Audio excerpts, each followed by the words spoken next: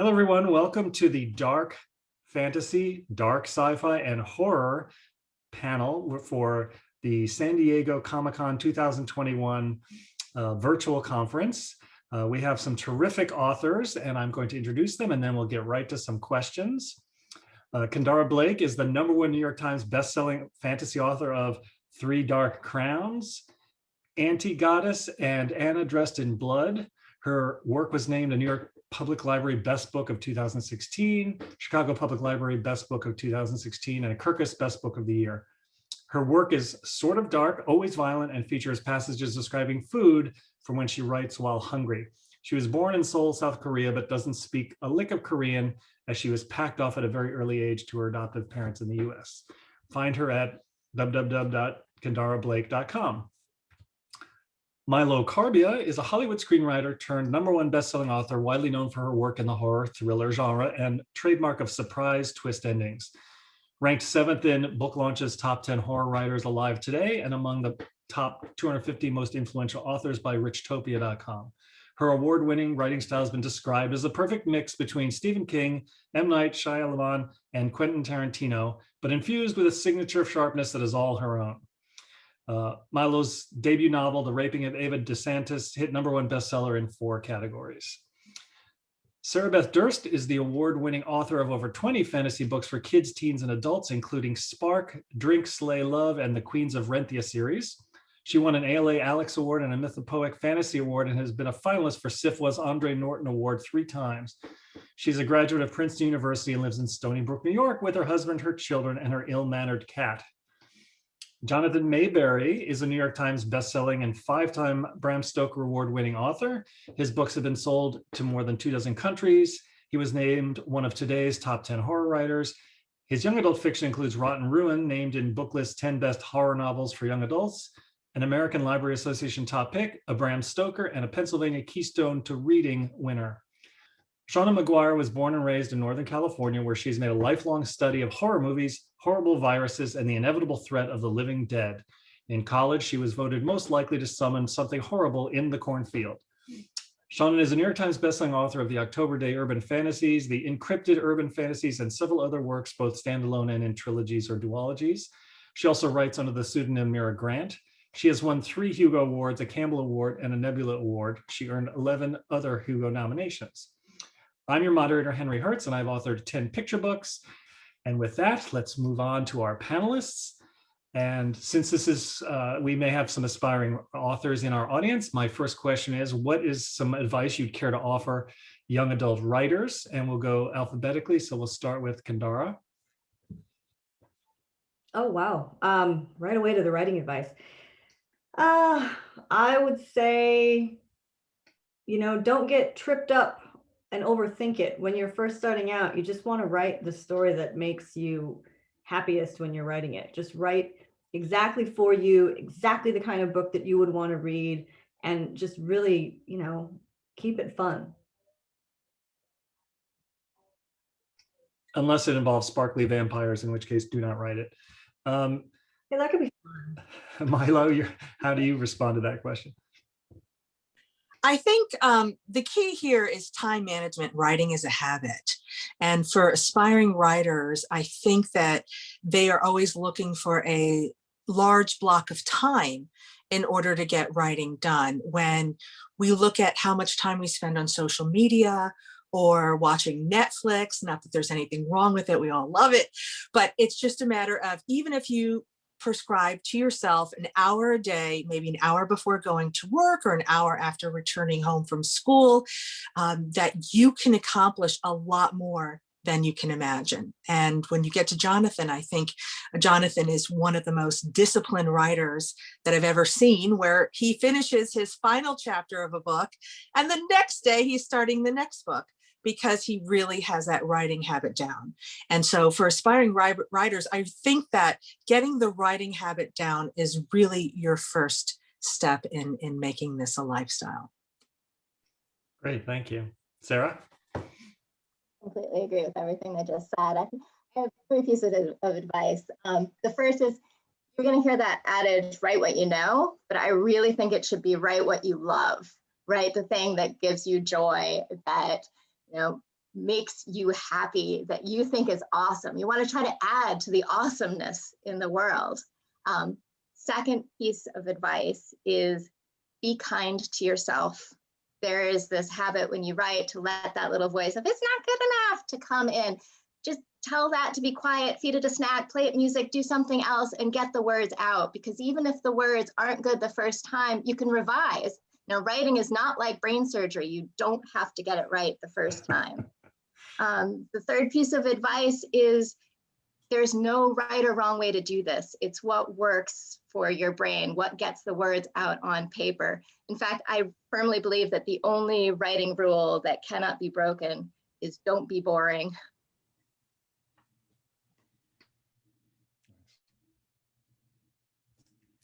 I think you were saying, Jonathan, you were muted, Henry, but hi. So a couple different things. One, I want to share a bit of advice that Ray Bradbury gave to me when I was 13, is that not only should you write whatever book, the kind of book you would like to read, but write the kind of book you would go out of your way to track down and read. The book that is that much fun to read, write that one. And, always have fun with it.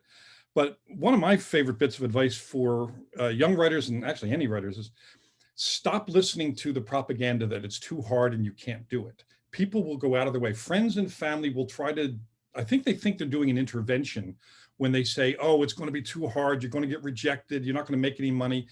They have no proof that that is your future. They have no proof. There's no proof at all that you're not going to burst onto the scene and become the next big thing. So write passionately, write with fun, and don't listen to negativity. Just plow forward and have a blast with it. Great, thank you. Seanan, how do you respond? So 90% of all the advice you're going to get from anyone, and that includes everyone here, is wrong, period.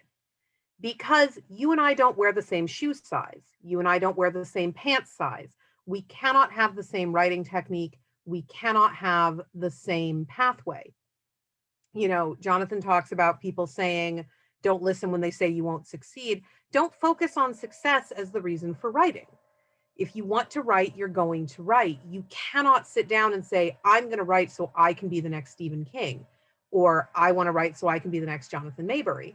It's not going to happen. There is only ever one of any individual person. You have to focus on writing because you want to write, because it's the thing that is for you and that will make you happy in some way. But also, we live in an age of social media now. It's great. And there is a nasty tendency among people to compare themselves to other people. We had the statement earlier that Jonathan was an extremely professional writer because he finishes a book on day one and he starts a book on day two. He's not the only person I know that does that, but he is one of the people that's actually public about it. Yeah, Sarah just raised her hand. I do that too. Like, lots of people work that way. And that's good if that's how your brain works.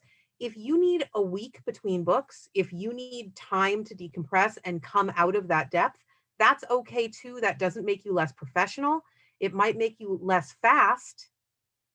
That's okay. One of my very favorite books ever was written by a woman who flat out said she had one book in her. She wrote it, she got it published, she was done.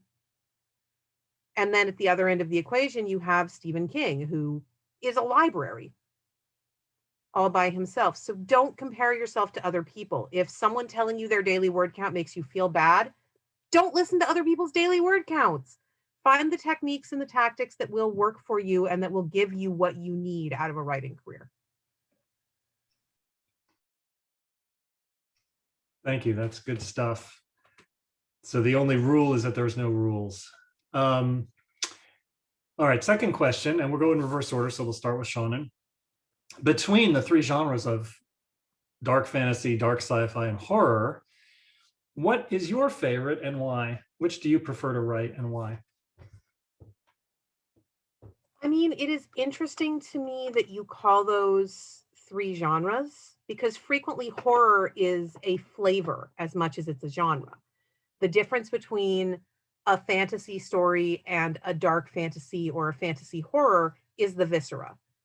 The difference between a science fiction story where bad things happen and a science fiction horror story is, are we looking at the scalpel or the slime?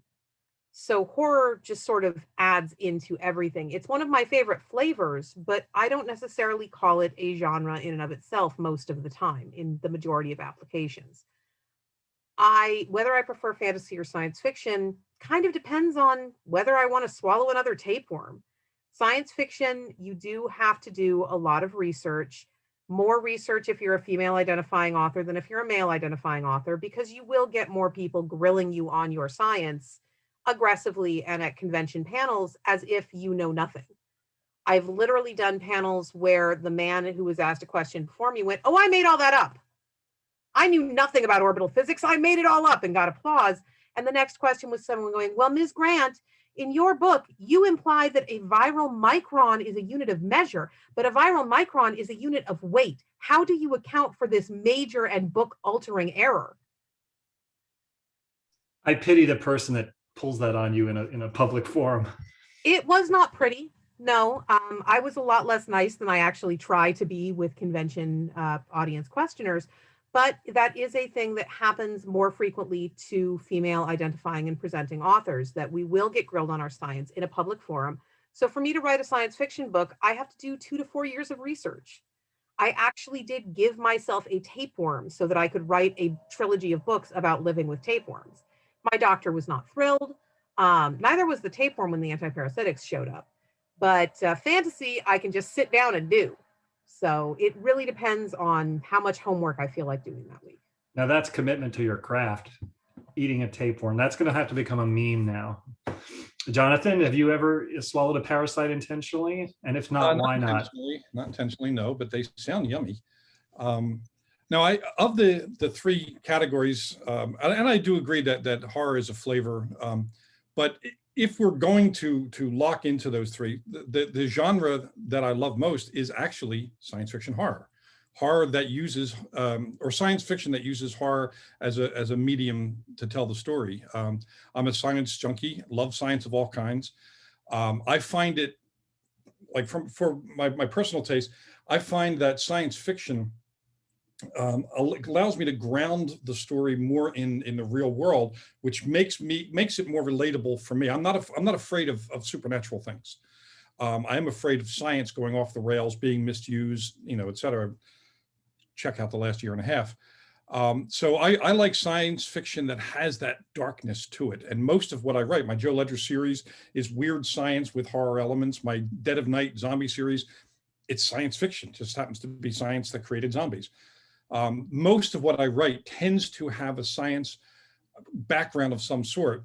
And then I go into the weirder elements and make that as frightening as possible for the reader and for me, because I want to be entertained by what I write as well.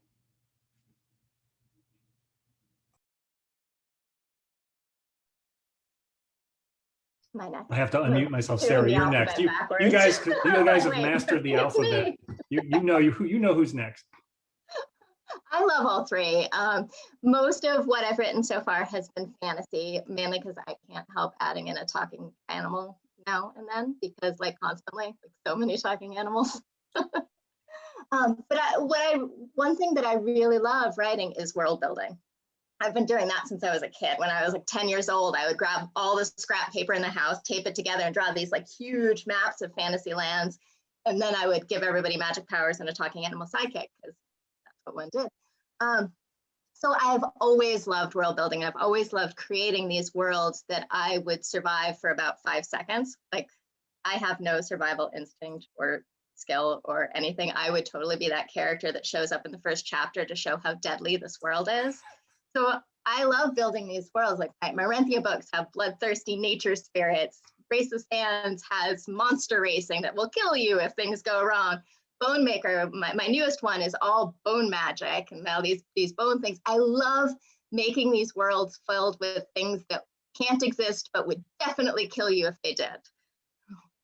So as a character, your function would be to serve as a cautionary tale. Okay. Yeah, I'd be the fodder. I'm definitely fodder. Okay, Mylo? Myself, I think for me, as an audience member, as a consumer, sci-fi horror is my absolute favorite. Yet in my career, I have worked more on the traditional side of horror, the paranormal stories, the revenge, mystery, murder thrillers. On that side of it, I'm mostly known for surprise twist endings and coming up with these complex sort of storylines where horror is a major flavor to it, but there's undoubtedly the revenge thriller aspect or paranormal aspect to it.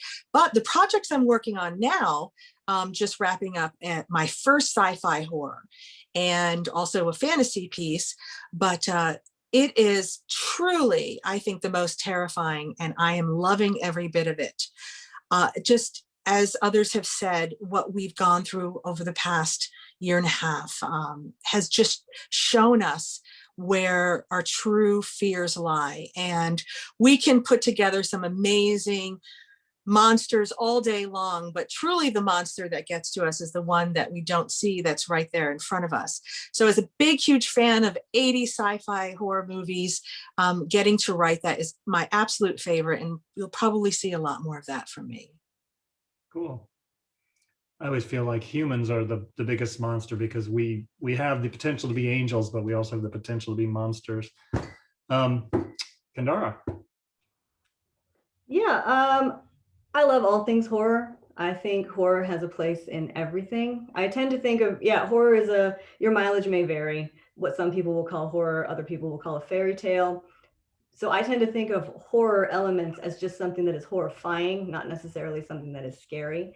And it goes so nicely in just about everything you want to do. It can go in fantasy, it can go in sci-fi. One of my favorite sci-fi movies is Event Horizon, which is just delightful. So whenever I write anything, even if it wouldn't be considered horror, but Three Dark Crowns is considered a dark fantasy, there's plenty of horrifying stuff inside of it. I can't get away from that.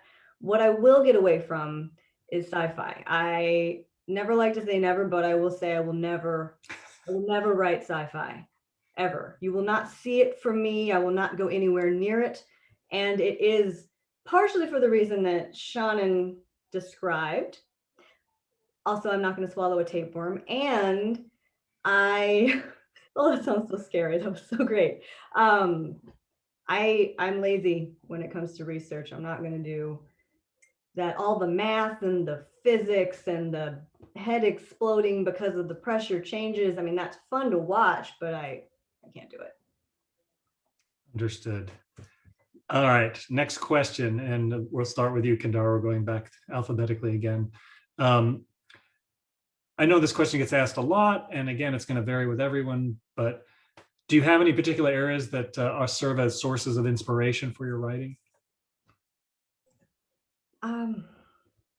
I mean, it depends. It depends on the project. Every project has a different thing that you kind of pull from. Some people have different writing soundtracks for every book. Kind of they set that mood music. I don't. I write to the Food Network, so some books are enchiladas and some books are fish tacos.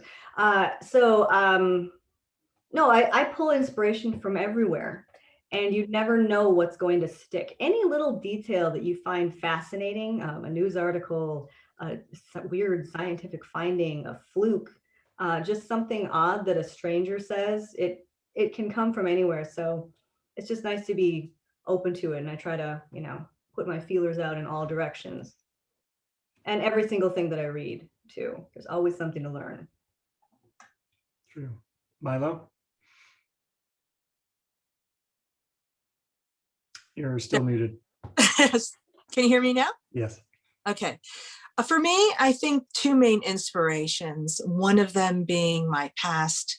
I grew up in a severely haunted house in Jackson, New Jersey, which was infested with human and non-human entities. It was as famous as Amityville in the area. And as a matter of fact, after we finally left trying to put it on the market for 2.5 years, the house burned down, and it's really a vacant lot in the middle of a very suburban area of New Jersey, famous haunted house in the area.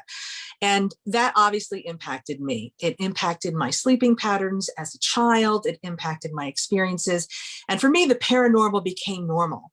And so it was really about adjusting to the fact that other people couldn't see entities and didn't have this experience, and really being able to cope in a normal world with PTSD from it and such. So being able to go to those places for inspiration, for stories, is not an effort whatsoever. What the real effort is staying on this side of sanity, quite frankly. But the other piece of that is, as a result, I do suffer from night terrors. And I still have to sleep with the lights on as an adult. I don't think I've ever slept in a dark room if it wasn't for a hurricane knocking out the power. So I often sleep with the TV on as well, because I am very sensitive to any kind of things in the area that might wake me up and such. And being a medium, a psychic medium, not by profession, but just by being able to speak to entities and see them, you really gain a sense of there is a mysterious world that I haven't figured out by any means. And it really does allow your brain to go to places that otherwise some people might have to find some inspiration in reality, where it doesn't really take that much for me to go in a kind of dark place, because I've seen it, I've experienced it, I've felt it firsthand. And that's why I started as a screenwriter. I was working as a consultant, a script consultant for a lot of horror films, where people were asking, especially in the paranormal side, is this real? Do you think? And like it's been said a million times, everyone has so many different experiences. There's no wrong answer to it. There's no flavor. A story can be told a half a dozen ways.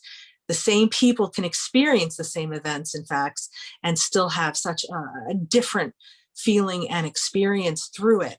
And so anyway, I think that where most of my projects comes from these night terror dreams I have, and really from some of these really dark experiences I had as a young child as well. Wow, thank you. Sarah? Things that I think are awesome. I have created books simply by writing on the top of a Word document things I think are awesome, and making a really big list, plucking out 3 of them, shoving them together and see what happens. It works. It's fun. You should do it. There's this myth out there that ideas come as this lightning strike, and all writers automatically know everything there is to know about their world and their characters, and they're filled with inspiration every single second of the day. I'm sure that happens sometimes, and like, yay, okay, great. But for me, it's usually just this little like spark of something I think is kind of interesting or cool, I keep thinking about, and another spark, and another one that just sort of sticks together. Like with my new one, The Bone Maker, I had written down in a Post-it that I really wanted to write about a character who had a coat with a whole lot of pockets, because I was tired of not being able to fit my iPhone in my pocket. And so then I asked myself, okay, well, what would she have in these pockets? And my brain instantly replied, bones, which probably says like way more about me than anything else. But it was just that little idea that I then used to grow a world out of. You don't need to know everything all at once. You can just find something cool and see how it grows. Cool, thanks. Jonathan? There we go. Inspiration comes from every direction all the time. One of the funny things about being a writer is, once you're a writer, you're never short on ideas. You're only ever short on time to write them all down. I kind of goose that along by putting myself in the path of some ideas. I talk to a lot of experts in different fields, go to lectures. They have these things, the Science and Entertainment Exchange here in California, where experts in different fields will come in and give lectures to producers and writers and so on. And we talk to the guys who developed the CRISPR gene editing technology, and then another time it's Elon Musk talking about SpaceX. And so those sorts of things, you always come away with 50 ideas. Subscribing to trade journals, not the science magazines that go to the general public, but the ones that are used in different fields of science, because you want to see what's being researched now, what's being developed now or discovered now, and then projecting yourself forward a little bit and like, well, what's the worst that can happen? Because that's where books come from. Good example is a long time ago, back in 2009 or 10, some of my scientist friends were telling me about how climate change is melting some of the permafrost, releasing old diseases that were frozen. And I'm thinking, well, that's going to end badly. So I thought about how that could play out, and that is what became V-Wars for me. You know, a disease that triggered a dormant gene that presented for the symptoms that we once believed was a supernatural condition of vampirism. Turns out it's just a genetic thing. So I look at science and I ask questions. And when I do interviews with scientists, there are two questions I ask that often help me get more ideas. One is, what don't I know enough about your field to even ask? Because no matter how well-informed a writer can be, without a science background, it's kind of hard to really grasp a specific field and know what's going on there. So I ask them, what don't I know enough about? And then I couple that with, what's the weirdest or coolest thing going on in your field right now? And I had one scientist tell me about these things that were called spider goats, where they gave the silk-producing gene from the orb weaver spider to goats. And I was hoping that we'd have 8-legged, spider goats. We did not have those, sadly. They just produced a lot of spider silk in their milk, but it sounded so cool. So I would never have known anything like that had I not asked a scientist. So I get my best ideas from the experts by picking their brains and then thinking, what is the worst that could happen?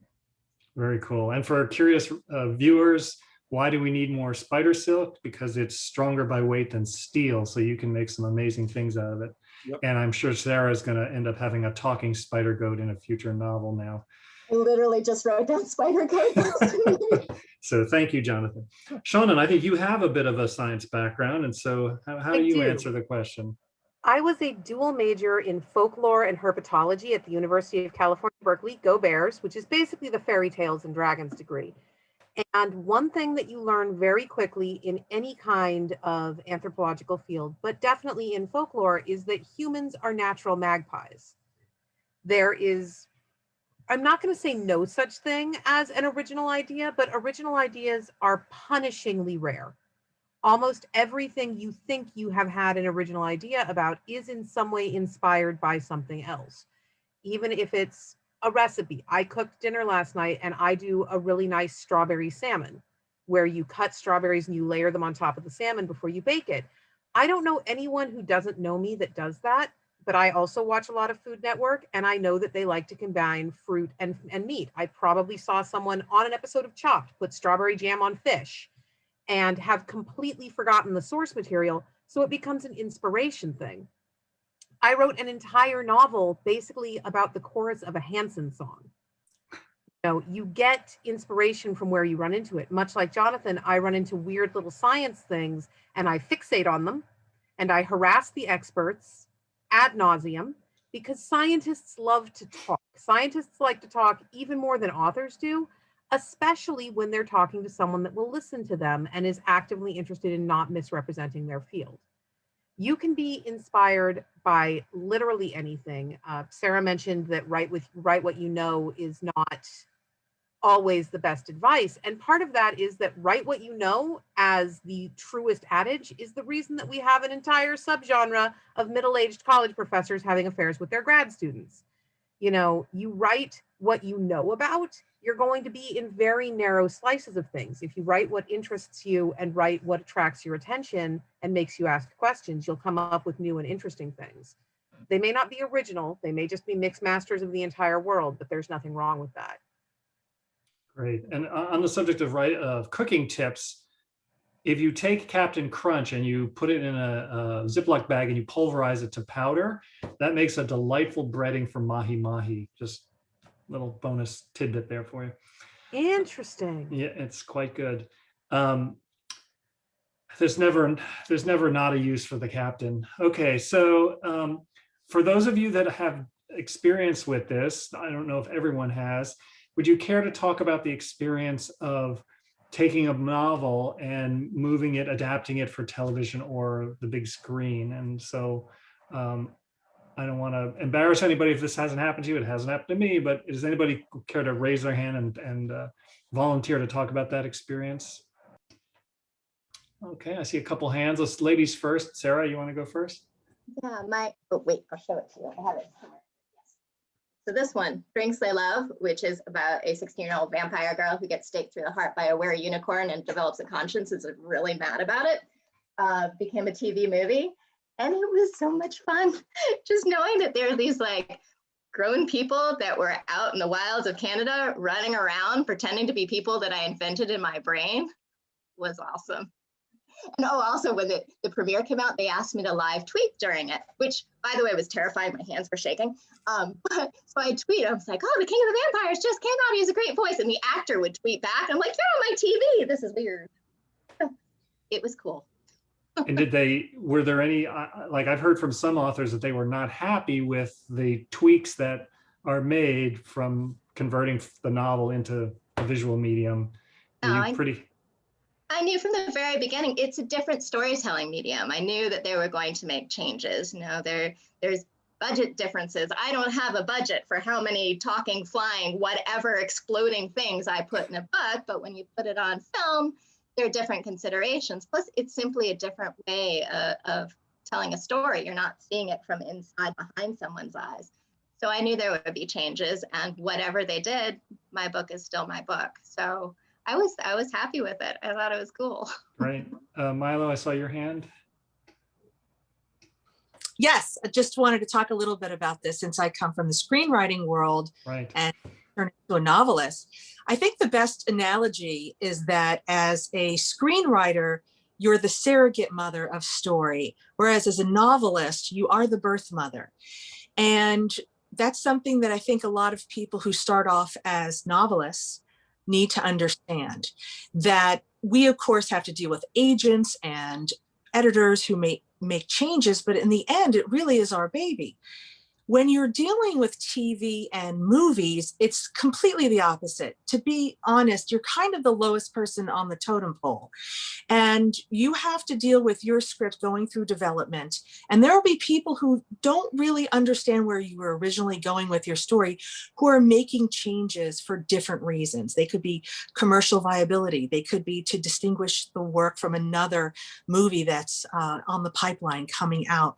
Or it could just be their personal preference. So you have producers who aren't always the most creative people, but they are results oriented and driven, who will make changes to the story. They might even hire additional writers to take over the story if you did the first draft as the screenwriter on the project. And then you have the director who's going to change everything. And then you have the actor on set who's going to talk to the director and say, I don't think this character would say it this way. I think we need to change the line. So the end product is truly a collaboration in TV and film, whereas it's closer to your vision as an author. And that's actually why I made the leap. With that said, the two different writing styles are night and day. As a screenwriter, when you're writing a screenplay, you can never say in a script what a character is thinking. You can only show and you can never tell. Whereas you have a lot more flexibility in a novel to be able to really look at different aspects of a character, their past, their present, their future. What are they thinking? How are they reacting? And it gives you so much more flexibility. So my number one thing is, if a person does get a chance to have their project optioned and somebody says, we're going to hire a screenwriter to write the screenplay, that is not the worst thing in the world, because it really is a technical art. You're talking about different phases of a script where you need to know different camera angles, you need to know different things, and quite frankly, two different skill set. Very few people can do both well. They exist. And if you can, that's fantastic. I myself love screenwriting to pieces. I have written scripts for my own projects.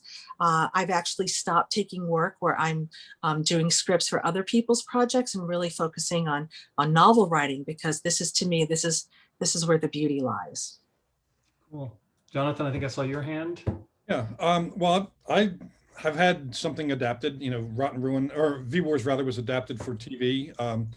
It was a lot of fun. It was surreal, going up to the table read and seeing all those actors reading my words. And it's like, that's odd. Because especially since I had seen so many of them on other shows, Ian Somerhalder on Lost and Vampire Diaries and Laura Vandervoort and so on. And it was surreal. And, several people during that process, all the way up to the launch of the show, asked me if I was upset that or going to be upset that the show would be different than my books. And no, my books exist. If anybody wants to read my version of it, that's always going to be out there. So the TV version is an adaptation of. Right now, one of the Marvel screenwriters is adapting Rotten Ruin for Alcon Entertainment as a feature film. And again, you know, the script is different, but the book is 500 pages long and the movie is going to be 90 minutes long. There is no way for it to be exact. Characters are being combined or cut. That's fine because they're making the version that works well on screen. I did the version that works well in print. Webtoon adapted it to do it as a Webtoon comic, and they did the version that worked well as a comic. You know, all the versions are different and all of them are valid because they are valid, true to their own form. And, you know, I'm a writer, so I write what's true to my form. That said, with future projects like Rotten Ruin, a TV thing I have going on in Canada right now, I'm now an executive producer on these things, which I wasn't until later in the process with V-Wars. So that I now have a lot more say in the creative development of it. But with that, I'm not abusing the privilege because I don't feel precious about my work. You know, I like the version I did. If I can influence in some way and be of use to the process making the TV movie or TV series or film, whatever's going on right now, I'm there to help, but I'm not there to interfere. And I want to be as surprised and entertained when I sit down and watch the final product as any fan would be. Right. I'm not excluding anybody, Kendare or Seanan, do you have anything to add on this subject? If not, we'll move to the next question. I have things in development, but we have never gotten to the filming stage or any of that. Would that include the October Daye? Yes, I've been working with Kung Fu Monkey on that for quite some time. You know, there's a lot of talk about being precious and wanting to protect your work. And I feel like that's another one of those things that comes down kind of harder on the ladies than it does on the gentlemen, where because frequently we're writing the more romantic or focused in that kind of character work just because that's what we can get published and what succeeds enough to get optioned. And then you get a lot of people hounding the creators. What do you think of these changes to your character? What do you think of this? What do you think of that? Like you're going to go on social media and pan this project that's based on your baby. We don't have much control. We give that up as a contract thing. Unless you're Neil Gaiman, you don't control casting. Unless you are an executive producer, you don't control who's writing your scripts. You give up a lot, and you give it up for money. We like money. We like paying our bills. It's astonishing. I don't know if any of us are Canadian, but I know several of us live in the United States where healthcare is a thing we pay for. I pay a lot of money to be able to keep living in the flesh palace that contains me. I would like to stay there for a little while. That means I like things that pay me more. It's great. You know, I'm not going to say a book should cost $500 a copy. I want art to be accessible. But at the end of the day, film and television changes everything. Even a bad show is going to put your name in front of so many more people than the most successful book in our genre. There are several authors that are not necessarily household names, but very close to it, whose sales were comparable to everyone on this panel's before they made it to television. And so when people talk about getting precious, or why won't you go on social media and complain that you wrote this character as a redhead and they cast her as a blonde? Oh my God, atrocity, atrocity. I'm like, because I enjoy paying my electric bill. I have been homeless. I have been hungry. I have been without medical care I needed. I don't enjoy any of those things. They're not fun. Thank you. So good tip. If you can beat Neil Gaiman, be Neil Gaiman. A quick one, starting with Seanan. Can you recommend a good young adult novel by someone other than the panelists here? Something, you know, for our viewers, what's a young adult novel that you like that's not written by any of the people here? What is the age range that you're using to define young adult? 14 to 18. I would highly recommend In Other Lands by Sarah Rees Brennan. It is an absolutely gorgeous piece of work. It's a portal fantasy, which is the subgenre where someone from our world goes through a magical door and goes to a magical place and has magical experiences. It has a bisexual male lead who manages not to fall into any of the really negative stereotypes that people apply to that descriptor. He's Jewish. It's fantastic. You know, the entire book is just brilliantly written, and Sara is one of the sweetest humans alive, which doesn't make a difference necessarily in whether a book is good quality, but it means that if I was guaranteed people would buy a book because I said this is a good book and you should read it, I would want people to give Sara money. So Very Sara cool. Brennan in other lands. Thank you. Jonathan? I'm a big fan of Scythe by Neil Shusterman and that whole series, which is a nice meditation on death. And it starts a lot of interesting conversations for kids about the nature of immortality and death. And I've been fortunate enough to be to sit in on some of those conversations. Neil's a good buddy of mine, and he really leads a very challenging discussion for kids. Like a lot of good, the better YA writers, he doesn't talk down to kids. In fact, if anything, he talks up to them. He respects the potential of their intelligence, and when that intelligence is respected, those kids do in fact show that they're not, just little kids who don't understand, that they are in fact, teenagers who, even though they're still young, have so much insight and so much experience that it's filtering through their awareness and their personalities. And books like Scythe start those conversations. Awesome. Thank you. Mylo? Oops, I went out of order. It's okay. Go ahead, Mylo. Okay, actually, I'll just defer to everyone else on this panel because I think this panel is really where it's all at. So Nice. Sara? Just grabbed one off my shelf that I absolutely love. Red Heart of Memories by Nina Kariki Hoffman. Her prose is so gorgeous and so haunting. It's basically a ghost story, lots of magic in it, and it's just beautiful and creepy, and highly recommend everything she writes. Thank you. Kendare? I just tried to unmute the wrong side of my screen. God, this is so hard. I've been listening to everybody's recommendations at the same time, trying to shuffle through, like, I need to narrow it down by genre. I need to narrow it down, like, somehow. God. Do you want to phone a friend? I should. I love young adult fantasies. There's so many great young adult fantasies out there right now. You can pretty much just like throw a dartboard at like a topic that you want to read about, and you'll find a fantasy on the market that fits that particular thing you want. So if you want a fantasy where people ride bears, I recommend These Feathered Flames by Alexandra Overy.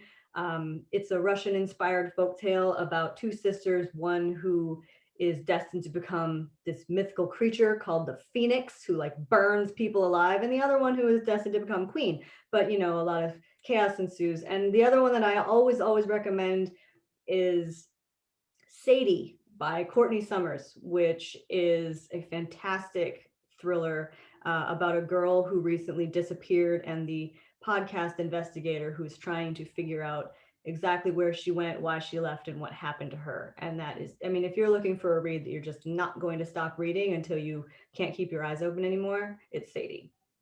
Very cool. Thank you. And I'm going to volunteer. You can't go wrong with Maggie Stiefvater. She's Scorpio Races, for example. Just terrific writing. All right. So we're getting close to finishing up. So one last question. Just kind of tell us what you have coming up, any projects that you want to share with the public. They can either be out recently or they're coming out soon. And we'll start with Kendare. Yeah, let's see. First up, I've got a new novel coming out September 21st. It's called All These Bodies. It is, I don't know what to call it, a crime thriller, suspense.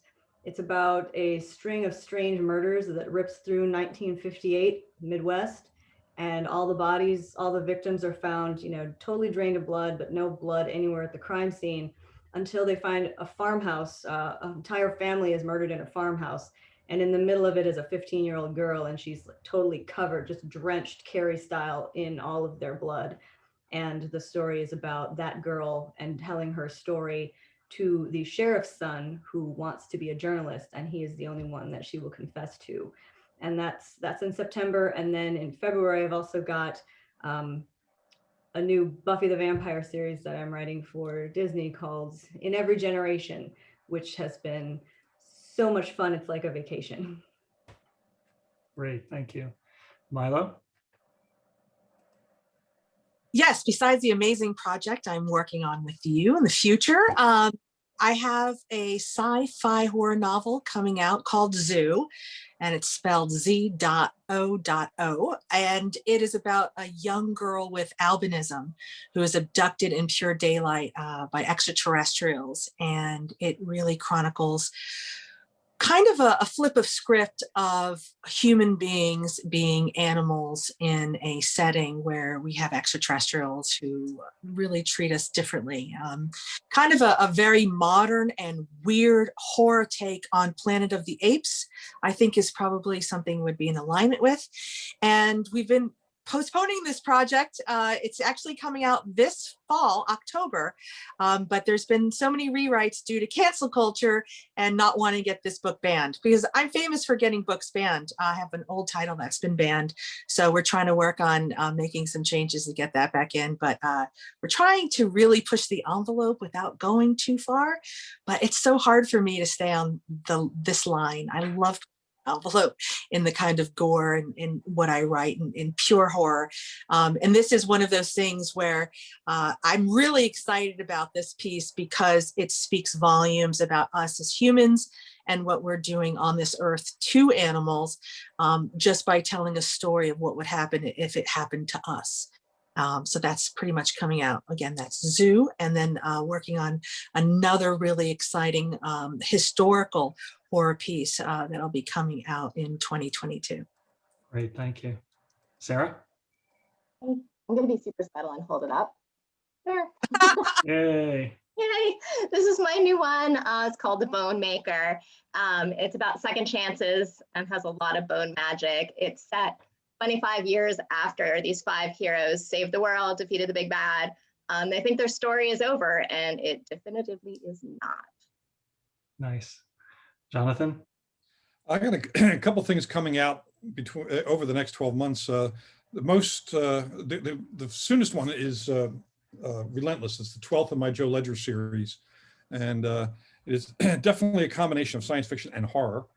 Starting next year, Macmillan will be releasing the first 2 of my new series of epic fantasies, Kagan the Damned and the sequel, Son of the Poison Rose. Which Nice. Shauna? I had a book come out this last Tuesday, which was Angel of the Overpass. So A. Deborah Baker has a book coming out along with Saltwise Sea, which is the second in the Up and Under series. Seanan McGuire has a book coming out in September, which is the 15th October Day book, When Sorrows Come. And then Mira Grant actually has a new release from Subterranean Press in December, which is called Square Cube. It's written as a square with a 3 at the end. And it's basically me responding to my brother telling me that I could not suspend the square cube law just so I could have giant bugs. Nice. The entire novella was written solely to justify the line, Pokemon are real. No one tells you can't, nobody puts Seanan in a corner. That's what I'm Seanan does not take well to being told that things are not possible. Correct.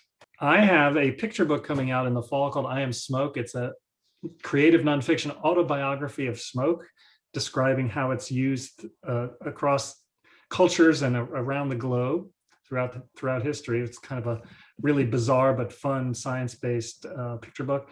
And then, of course, I'm very excited. Next year, we have coming out from Blackstone, the Hitherto Secret Experiments of Marie Curie, and we have Sarah, Mylo, Seanan, and Jonathan have stories in there, I'm very excited about that.